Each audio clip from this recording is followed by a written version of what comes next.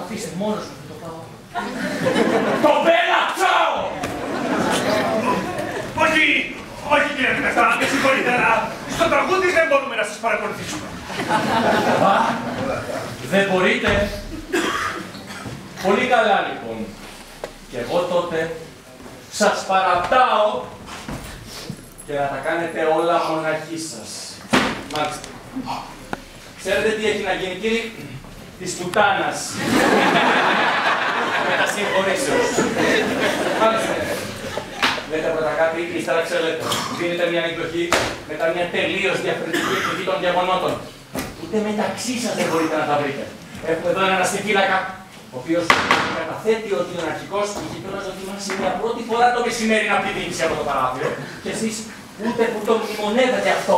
Κάνετε δηλώσεις στην τηλεόραση και τον τύπο και λέτε ότι ο αρχικός κάνει την τραγική τροφή ενέργειας ενώ ήταν σαν χαμένος, ένιωθε πληγωμένος. Και εσείς ούτε που το μνημονεύετε αυτό. Ποτέ κανείς σας δεν κάνει την πικρεμία, δεν ξεφωνήσει, δεν γελάει, δεν κλαίει, δεν τραγουδάει. Κανείς δεν θα ξεχάσει, αστυνόμη, την ψυχρή και απάνθρωπη αγάπηση που δώσατε στη φουκαριά τη χείρα του αρχικού, όταν σας ρώτησε γιατί δεν την ειδοποιήσατε για το θάνατο του συζύγου της.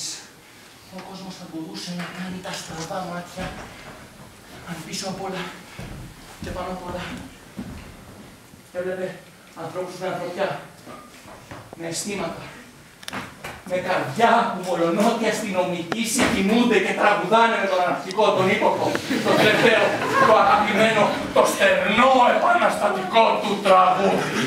Το Μπέλα, τσάω.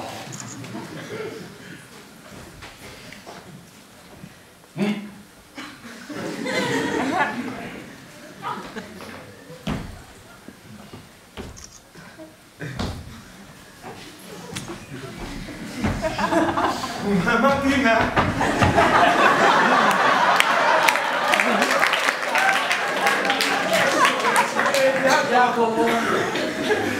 oh bella ciao Ciao bella ciao ciao bella ciao ciao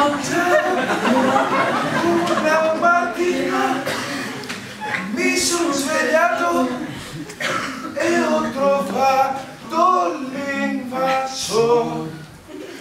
Una mattina mi sono svegliato.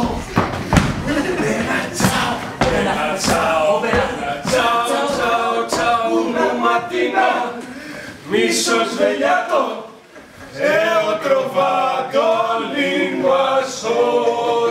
Ο Παρτιζάνο